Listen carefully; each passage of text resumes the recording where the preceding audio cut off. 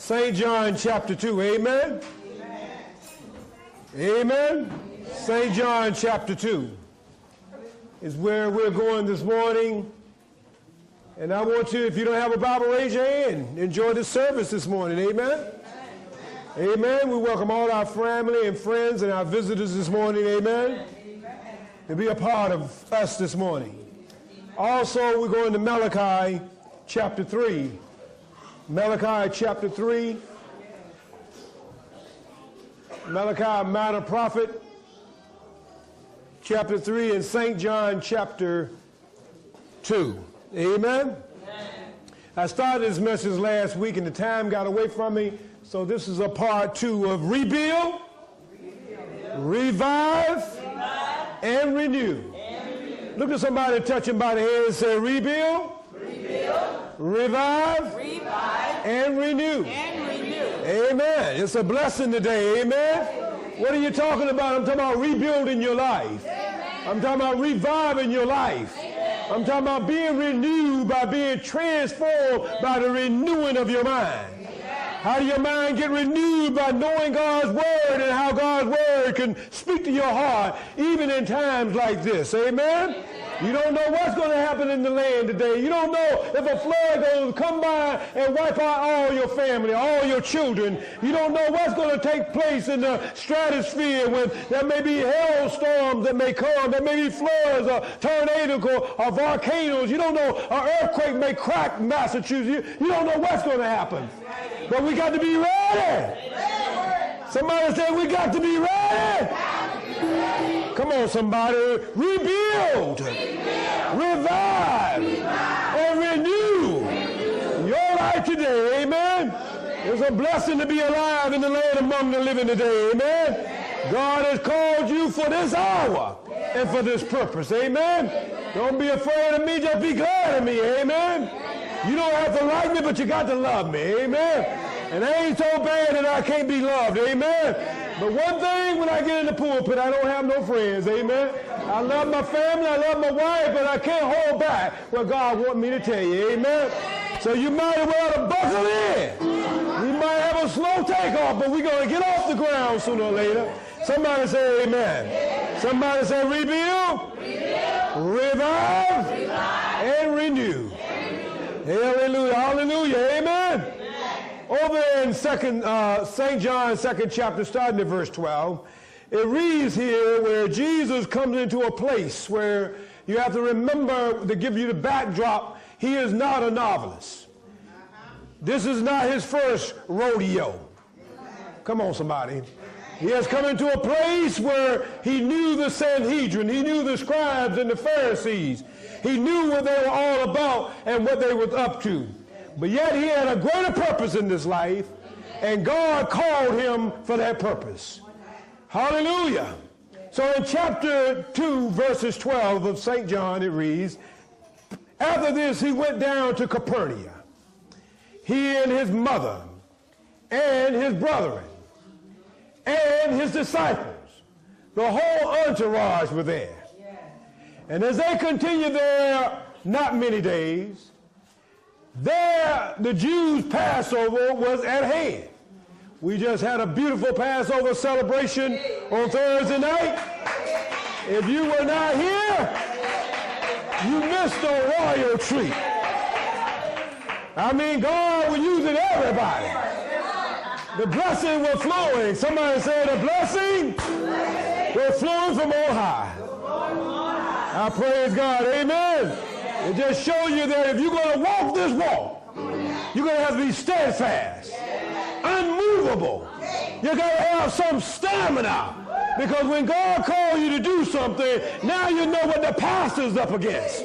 Many times you get to prepare a message, the enemy throw all kinds of things, but you got to learn to be able to step over some things and move some things aside. You got to find yourself in a place that when God calls you, you can do what God tells you to do.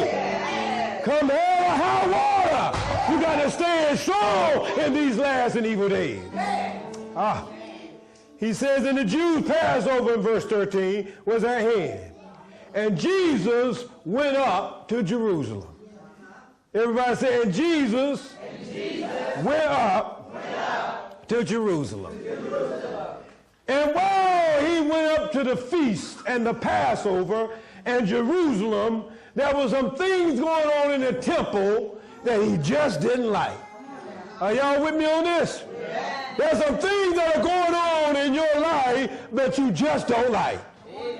But you come here today to hear a message about rebuilding where it's torn down, reviving where it needs to be fixed up, and renewing where God's hand can be in the midst. We see that Jesus said in verse 14, he found in the temple the holy places of God, where there was selling of oxen and sheep, selling of doves, and there at the table was the changers of money making exchanges of currency. He was observing this, but somewhere along the way, as the years began to roll by, he noticed this. After being 33 and a half years, there came a time in his life, everybody said, enough? It's enough. It's enough. My Lord. In verse 15 he says, and when he had made a scourge, everybody say scourge. He made a whip of small cords, and he began to watch and observe the money changers, and I want you to understand, what he saw got the best of him. He couldn't hold it no more. He made his whip, and I should have brought my whip this morning, but he made a whip, and the Bible said, and with this whip that he made, he drove out. He drove them all out of the temple, and he ran out the sheep, and he ran out the oxen, and he poured out the money changers' table, and he overthrew the tables on the ground. You can only imagine people running here, there, and everywhere. Money flying up and down, falling in between the cracks of the rocks. The sheep stepping on people. Come on, somebody. It was a mess in the temple. But before Jesus came, he wanted to make sure that they understood they were desecrating the house of God. God has called us out of darkness into his marvelous light. When Christ saw this, what came to mind is that he realized it's time to rebuild. It's time to revive, and it's time to renew. Where it said he threw over the tables. Verse 16 said, and he said unto them that sold the dove. You can imagine Jesus whooping them upside the head with that cord. Are y'all with me on this? One of the few times in Scripture that Jesus break bad. Are y'all with me on this? I mean, he began to whip them, and you can imagine. Now, I don't recommend you go to church and start trying to run the church, because somebody going to jump on you. Are y'all with me on this? But you have to understand that Jesus was not just an ordinary man. He was the Son of the living God. And he recognized in verse 16, and he said to those that sold the dove, take these things hence.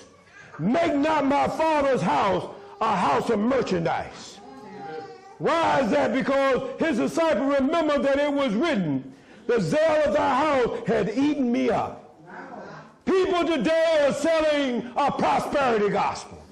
Come on, somebody. They say how you can get rich today. They're not preaching about how souls can be saved and how God is calling you from your sins to repent and to have a relationship that you can develop with Christ. They're talking about how to get by, how to live while you're here, how to buy property on the moon and take a trip into outer space. They're not talking about what's going to happen to their soul until after they leave here. Verse 18 says, then answered he the Jews and said unto them, what sign showest thou unto us, seeing that thou doest these things? And Jesus answered and said unto them, destroy this temple, and in 3 days I will rise it up. Are y'all with me on this? What are you trying to say, Pastor? I'm telling you and I today that Jesus said they have turned his Father's house into a merchandise. And he said, my Father's house should be a house of prayer. We come here to pray. We come here to get something from God. We come to be rebuilt. We come to be revived. And we come to renew our walk in him every day. Because every morning that you wake up, every morning you open up your eye, the angels in the stratosphere come down to your bedside. And they renew your mercies every day. Somebody say, praise God, for him renewing my mercy.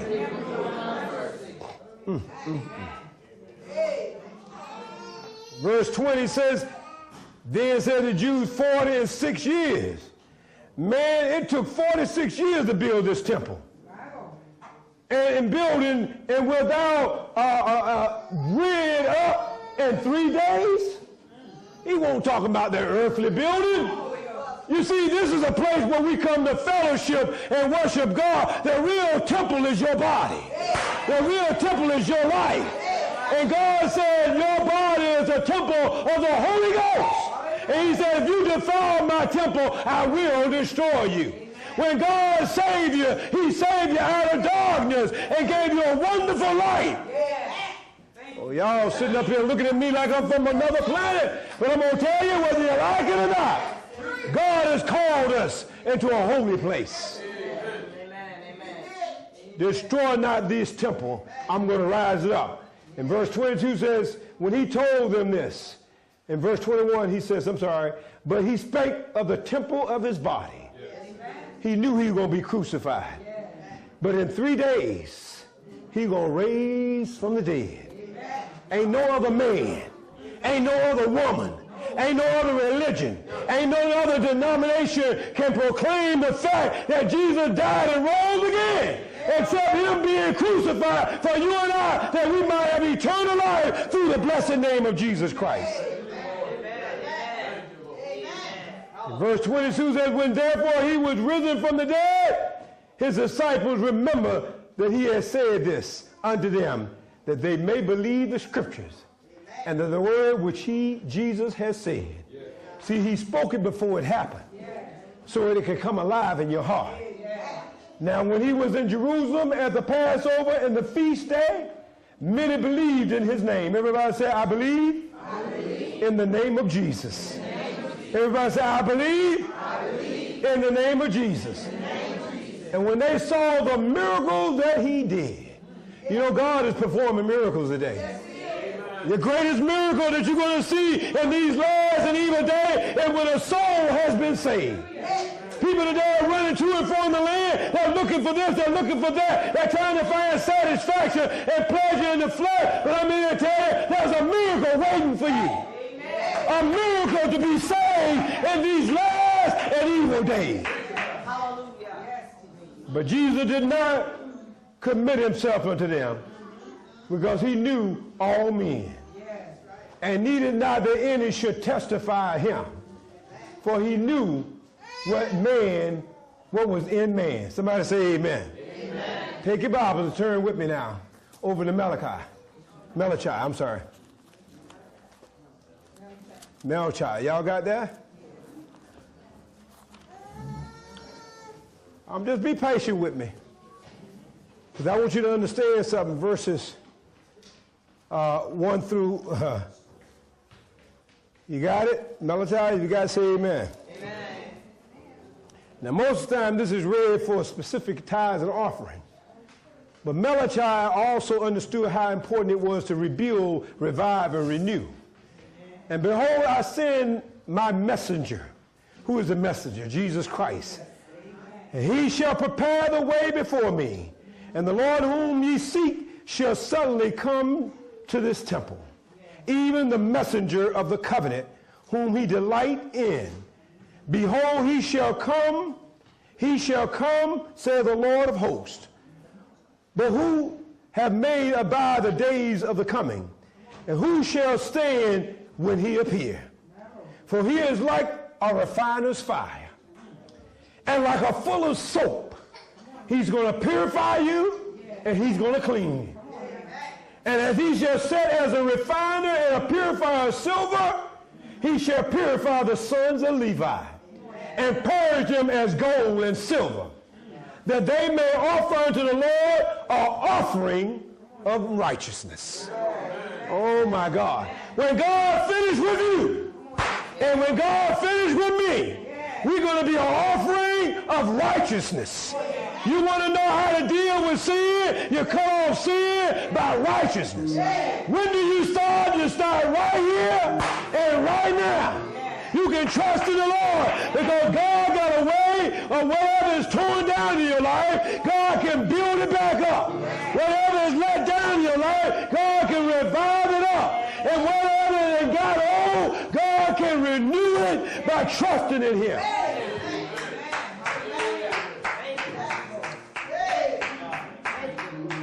Look at somebody and say, we are offering. Now look at them real serious. You know they owe you some money they borrowed. Look at them real serious and say, you and I are offering in righteousness. My Lord. Then shall the offering of Judah and Jerusalem be pleasant unto the Lord, as in the days of old and in the former years. And I will come near to you to judge, and I will be a swift witness against the sorcerers, against the adulterers, against the false swearers, against those that oppress the hiring in wages, the widows and the fatherless, and that turn aside the strangers from the right, and fear not me, saith the Lord of hosts. Verse 6 says, and for I, the Lord, I change it not. The God I serve is the same yesterday. He's the same today. And even tomorrow, he'll be the same, because he's a God that never changes. You ought to give God the praise for that. That God never, ever changes. Regardless of what you're going through, regardless of what's changing in your heart or changing in your life, God will never change. You have to thank God that he's not like man. He changed. Some men change. Some women change like the weather. They're fair weather friends. They only come out when the weather's good. They're only your friend when things are going right. When they smack them in the first of the month, their good friends show up in the mail or in the bank. They're all right with you. But give them about the 10th or the 12th of the month, they're looking both busted and disgusted. And they're wondering, who's my friend now? I'm here to tell you, there is a friend. There's a friend that will stick closer than a brother. His name is Jesus. If you don't know him, you get to know him for yourself. There's a friend that won't tell on you. There's a friend that will stick closer than a brother. He's a friend that will go with you through the thick and the thin. When times are hard, he'll be right there. He's Jehovah Shammah, the God here and the God right now. The God that's here and the God that's there. The God that's everywhere. You can sit up there and look cute if you want to. But the anointing is in the midst. The power is in the midst. The glory of God is in the midst. This is not a figment of your imagination. This is the power of God. If you just loan me your ears and loan me your mind, for a short moment, you can feel the anointing of God.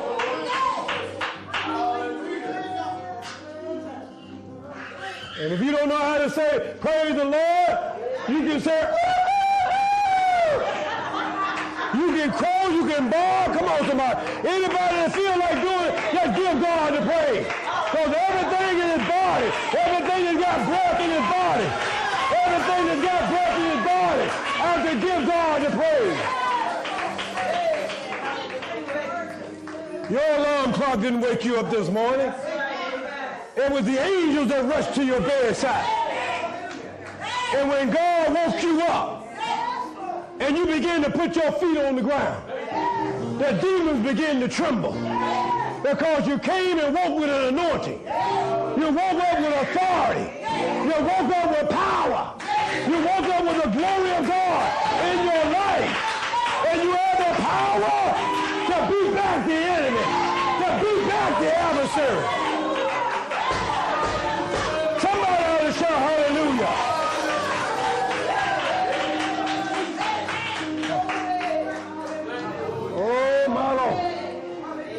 When you got power, you can speak to the mountain. When you got power, you can speak to sickness. When you got power, you can speak to drugs and alcohol. When you got power, you can say no where you used to say yes. When you got power, you can walk upright. When you got power, you can sing to the glory of God. When you got power, oh, you can shout a good shout. When you got power, you can say to the enemy, I bind you in the name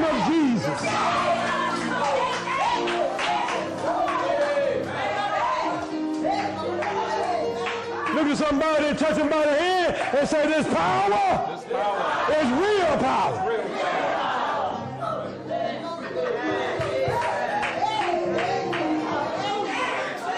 Oh, y'all don't hear me right now.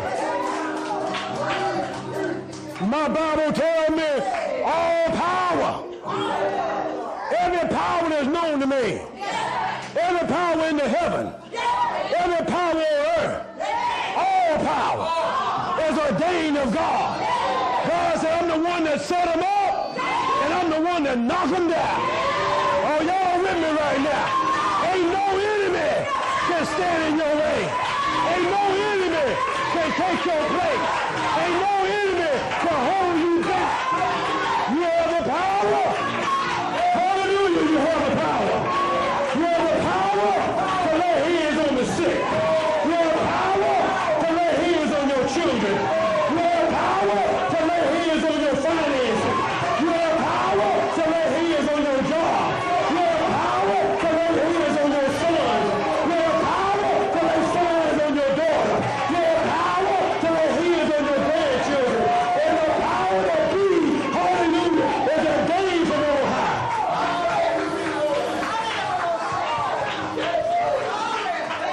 What are you saying, Pastor? I'm saying, in case you didn't know it, you got power. You got holy power. You got righteous power. You got an unction. You have all kind of power that God ordained from on high. You can say if they look cute if you want to, but the power is in the midst. The anointing is in the midst. The glory of God in the midst. His Shekinah glory is shining over you right now. His anointing is at your feet. The anointing is at your head. The anointing is in your heart. And all you got to do is take a little time. Take a little time to give him the praise. Take a little time to give him the glory. Take a little time out of your busy schedule.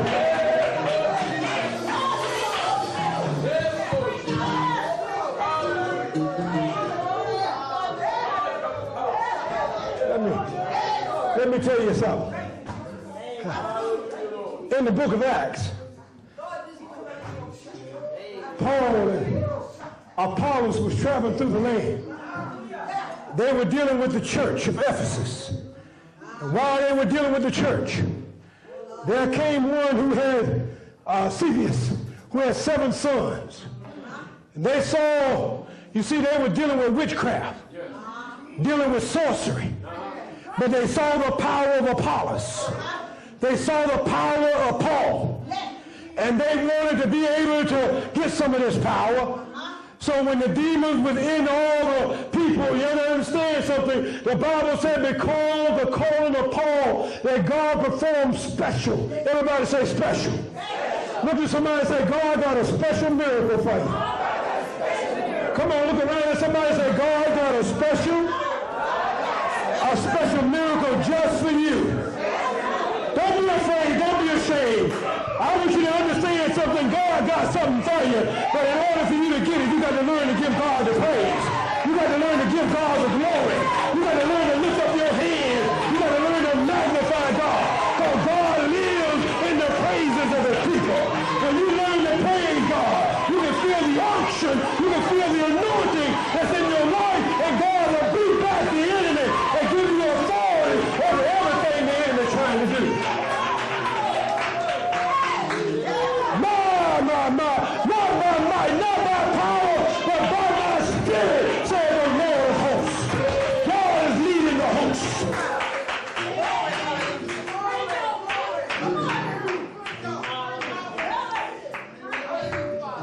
This man had these 7 sons.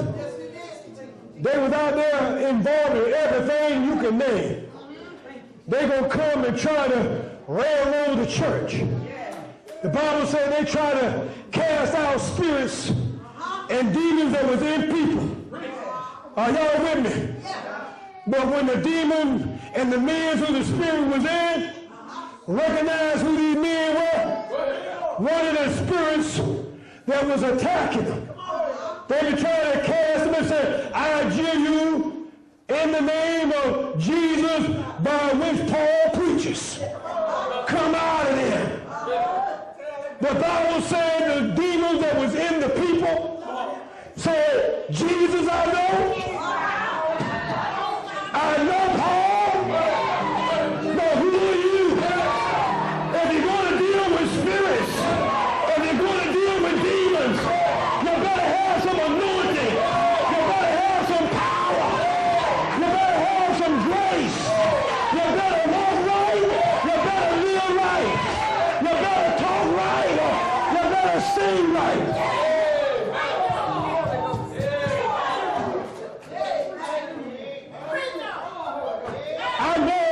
Jesus. I know the power he has. I see how God converted Apostle Paul. I know about his power. But the power these men had was no power at all. And the Bible said, listen to what the Bible said, the man whom the Spirit within jumped on all 7 sons and whooped them and beat them, stripped them naked, and ran them out of the house.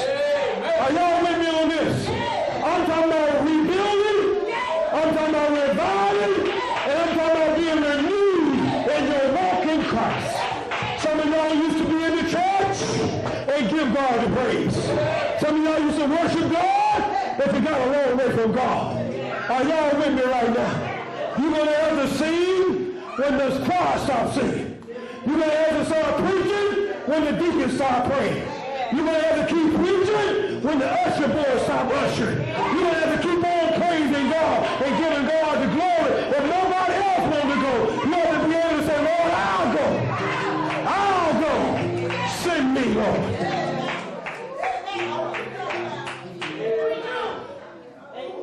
Now, don't you know the end to know if you're real or not? Look at somebody and say, what kind of game are you playing? Some people like to play games. Come on now.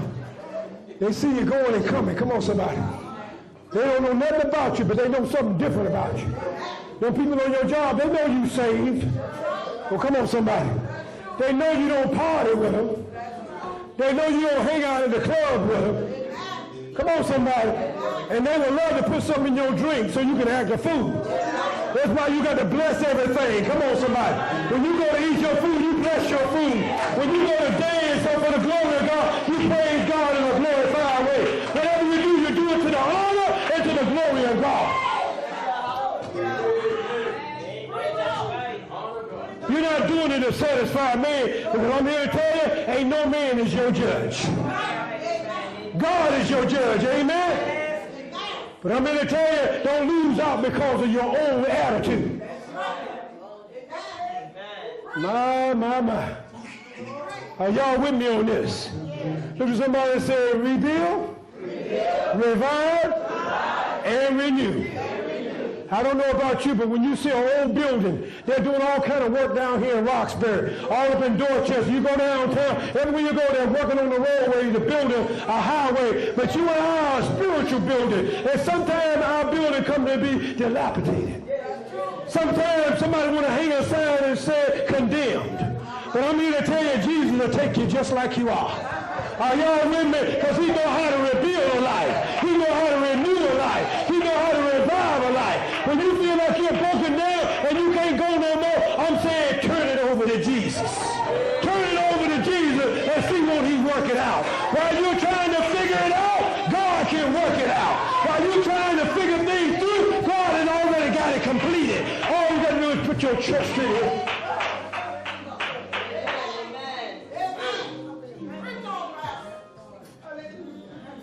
I don't know about you. I'll be the first one to tell you, I'm no match for the devil.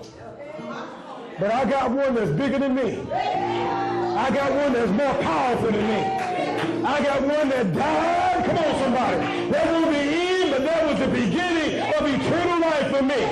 I want you to understand, somewhere between Easter and Pentecost, there was a Passover meal, and there was a death, and there was a resurrection. And when he died and rose again, the Bible said he gave gifts unto all men. And all you got to do is stand up and claim your gift. The gift of the Holy Ghost is free to everybody that will come and seek him out.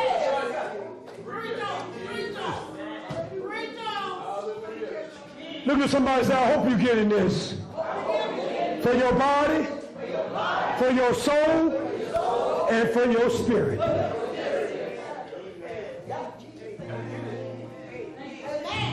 See, when you're going to build something, just like Ezra and Nehemiah, the Bible said Ezra was a priest.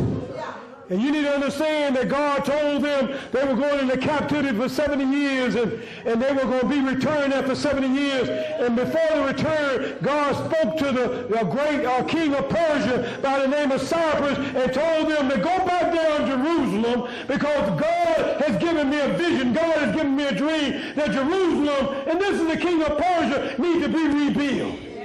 Are y'all with me on this? And the Bible said the king gave them everything that the Babylonian Empire took. The king gave them everything back and said, go back to Jerusalem. I'm going to cause you to rebuild Jerusalem. Are y'all with me today? God is saying you got a Jerusalem in your life that need to be rebuilt. Are y'all with me this morning? God said there's some things in your life that need to be repaired. If you'll give him a chance, he can fix it for you. He ain't just a carpenter, son. He know how to fix things.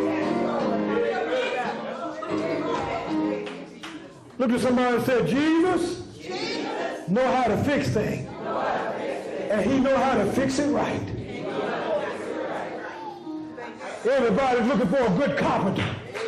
Everybody's looking for a good masonry. Everybody want to make sure that when you hire a man to do the job, you want it done right. I'm here to tell you, Jesus know how to do it right. Somebody say amen. All you got to do is call on him. All you got to do is call on him. Jeremiah said, I've learned one thing through my travel in this life, that you learn to call upon the Lord. He will answer you and show you great and mighty things that thou knowest not.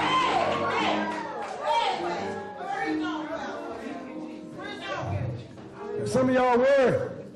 It's getting late in the evening now. Look at somebody and say, where you got to go? Where you got to be?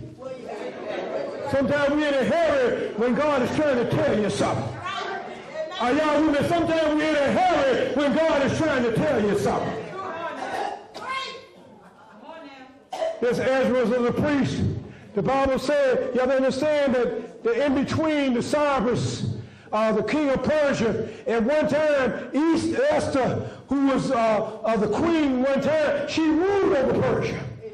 Are y'all with me? And there were time in between Ezra and Nehemiah. And then the first group was the rebel came down to Jerusalem, about 40,000, and you have to understand when 70 years go by, the Bible said they were marrying women from a strange land.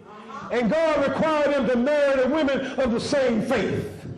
For men to marry women of the same faith, and the women to marry men of the same faith, and not to be caught up into all kind of adulterous ways and worship of idols and images.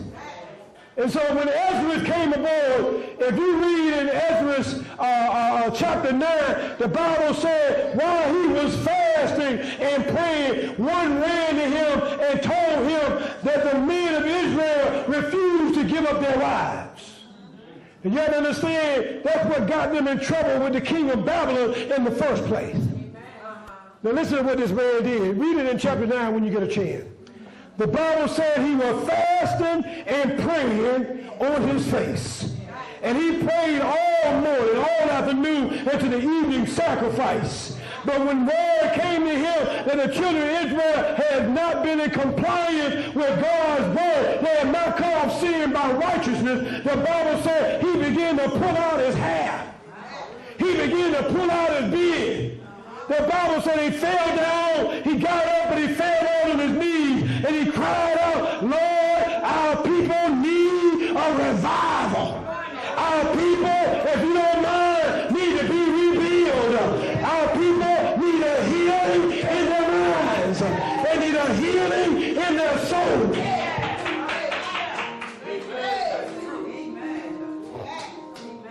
Look at somebody and say, I need a healing right now. Somebody say, I need a miracle right now. In the name of Jesus. You ought to put your hand together and give God the praise. You need a miracle. You can claim it right here and right now. Ain't nothing going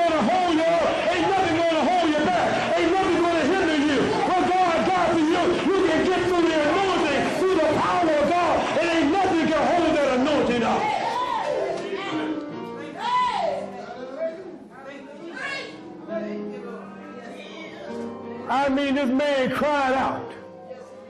He was so distressed, he tore his clothes. Think about pulling your hair out of your head, pulling your beard out, blood everywhere. He afflicted himself because somewhere along the way, you got loved ones that need to be revealed. It seems like they just don't want to do right. You got loved ones that need to be revived, and somehow they just don't want to come to church. You got loved ones that need to be renewed, and they think renewed meaning going out and getting something new, going out and getting a new outfit. But I'm talking about being renewed in your mind by following after the power of the Holy Ghost. Hallelujah! You have to thank God for the anointing in these last and evil days. You have to thank God for this ministry and the men and women of God that have been blessed by the anointing to proclaim the gospel.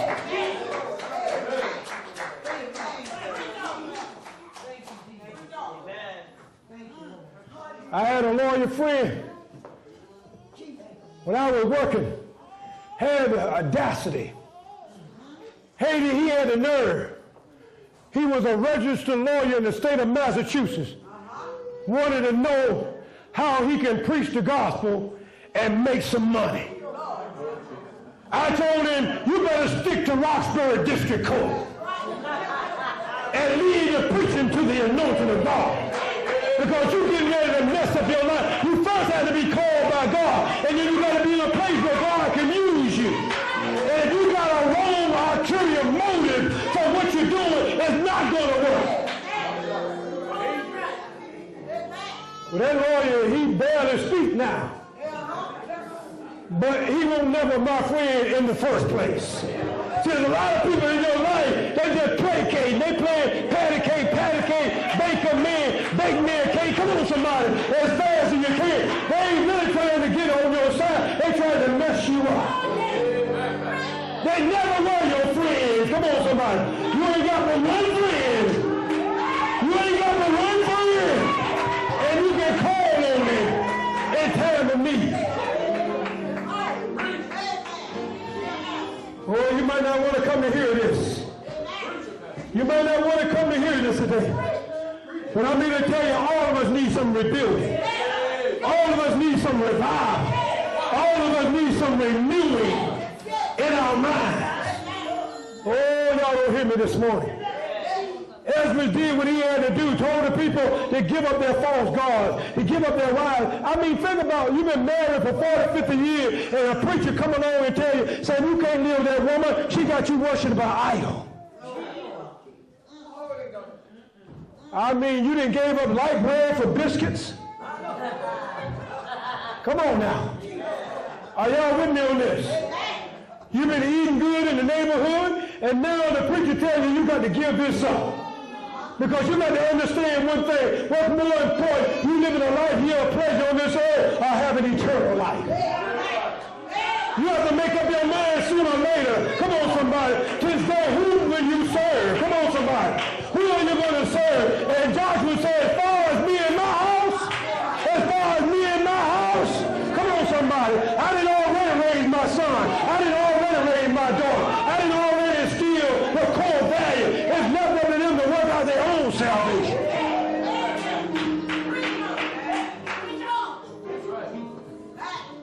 Sometimes we keep holding on. Come on, somebody. I learned one or two things that the Bible was right when it said there are two things in this world will never change. An Ethiopian will never change his skin color, and a leopard will never change his spot. There are some things in life just ain't going to change. Sometimes you're holding into a situation that ain't going to change, but you got to put it in God's hand and go on with your life. You're taking care of everybody else. When you going to start taking care of you?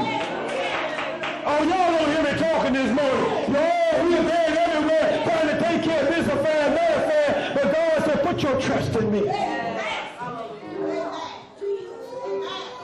You can worry yourself sick.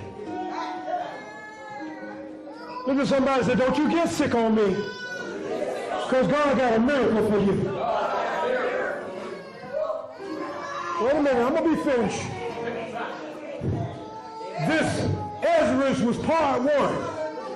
And a few years down the road came Nehemiah. Ezra and Nehemiah. Are y'all with me? They both was on a mission for the glory of God. One was dealing with the priestly and the revival and the renewing, but Nehemiah was dealing with the rebuilding of Jerusalem. And I'm here to tell you, when you go to build something for the glory of God, the devil ain't going to like you. Look around at somebody and say, when you go to do something for the glory of God, the devil is not going to like you. When you go to try to live right, when you go to try to walk right, oh, come on, somebody. The devil is not going to like you. He's not going to be on your side. He's not going to be in your corner. But you got to walk on anyhow. You got to stand anyhow. You got to be strong anyhow. You're not going to give up, and you're not going to give in. You're not going to get tired. You're not going to run away. God called you to holiness.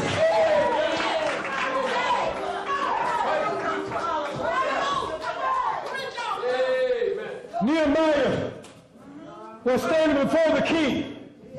He was a cupbearer. Many of you are cupbearers for the glory of God. Come on, somebody. You tasted this new wine. You tasted the power of God. God has given you power to walk upright. And all you got to do is stand still and see the salvation of God. God will fight your battle. You got to tell the devil to his face, this battle is not my battle. This battle is the Lord's battle. God is going to fight this battle, and we're going to win. We're going to win today. I believe in miracles, and the miracle is happening right here and right now.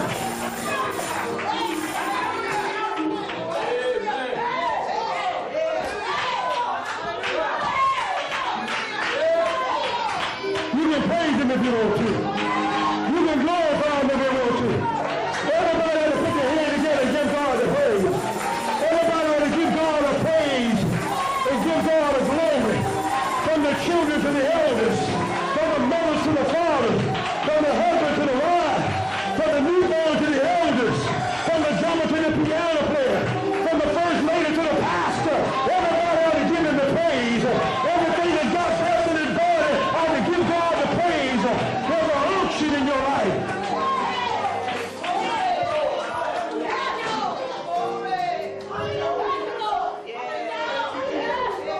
My. The Bible said when the king saw Nehemiah's face, it said, why are you looking so sad? Come on, somebody.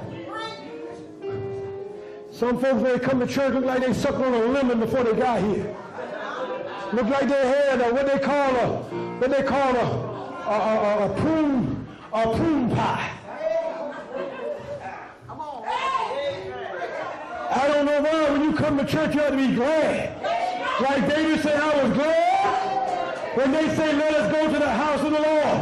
I got to get myself together. Or I know I can praise him at home. But ain't nothing like praising the Lord with the people of God. Ain't nothing like giving God the glory and the anointing coming down. God said, don't forget to assemble yourself together. Where you can watch it on TV. Where you can go and hear it by the radio. It ain't nothing like being here in present.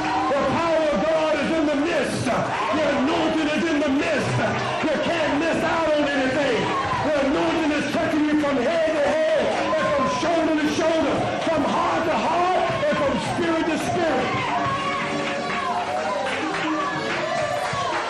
You can't tell me you're sitting up here and don't feel nothing. You can't tell me you're sitting up here and you don't feel the anointing of God that's on your life. From the children to the elders.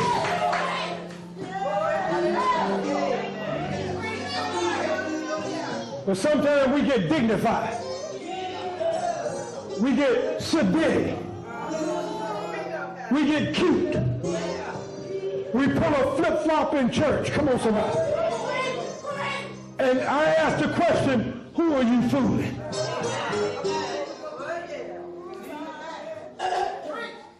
Nehemiah. The king says, this sorrow of your face is nothing but sorrow of the spirit. He was praying, he was fasting, wondering how he going to tell the king. He said, how can I be happy when Jerusalem is laying in ruins and my father's and mother's graves are not in disrepair? And the king said, what you want to do? Now, I want you to understand something. He was a king's cupbearer. He had an important job. Every day, he takes the king's wine and makes sure nobody poisons the king. But he also had the king's ear. Oh, y'all ain't with me right now. You and I are the king's cupbearer, and we have the Lord's ear. When we pray, God hears your prayer. When you open up your heart and you're sincere, God knows what you're going through.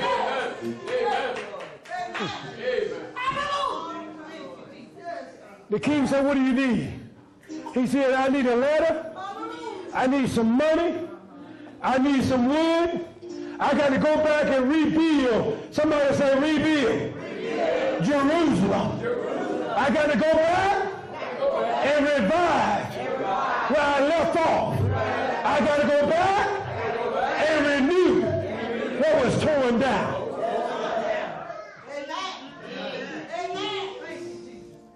The king said, look, take this entourage. Take the king's signature letter. Go to the men and get the best of wood.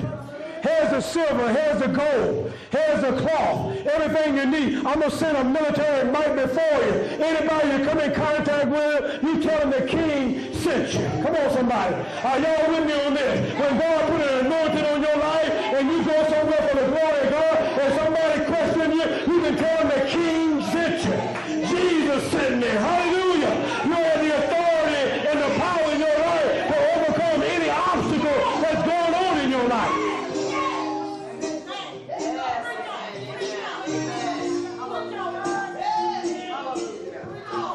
The Bible said he finally got back down to Jerusalem. The governor, the mayor, the legislators, all the people that were running Jerusalem before Ezra and Nehemiah got back down there, they didn't like the idea, so they started conspiring. There's some people that's going to conspire against you. There's some people that are not on your side. Or they may be laughing in your face, but they're stabbing you in your back. They may be eating lunch with you, but they're trying to do you in. I'm here to tell you, put your trust in the Lord, and God will see you through it all. The Bible said they even tried to get Nehemiah to come to a meeting, and they were planning on killing him by ambushing you. The enemy wants to ambush you, but God said, I ain't going for that hokey-doke. You got to tell the devil, I ain't going for that because God saved me, and I'm no longer involved in that mess.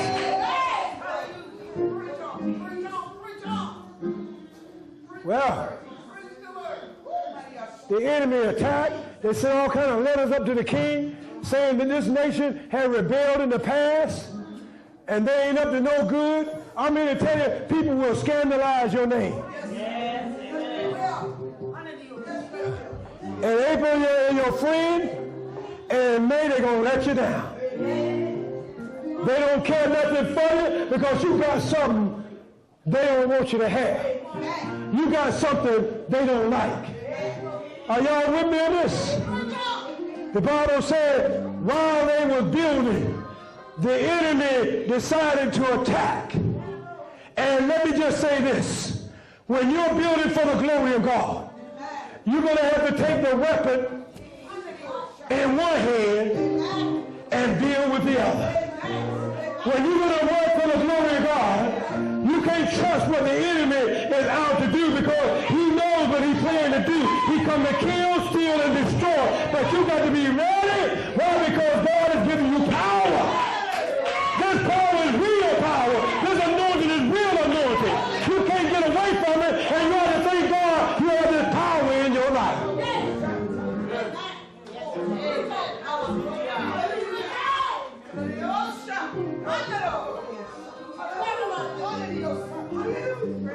You ought to thank God you got power in your life. You ought to thank God the things I used to do, I don't do no more. The places I used to go, I don't have to go no more. The lies I used to lie about, I don't have to lie no more. The man I used to be with, or the woman you used to be with, you don't have to fool around no more. Because you got a new man in your life. You got a new Savior in your life. You got a new King in your life. You want to make heaven your home, and that means you're going to have to give up something.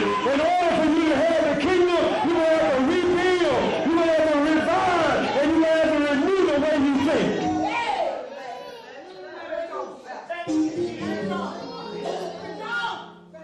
Look at somebody and say, rebuild, revive, and renew.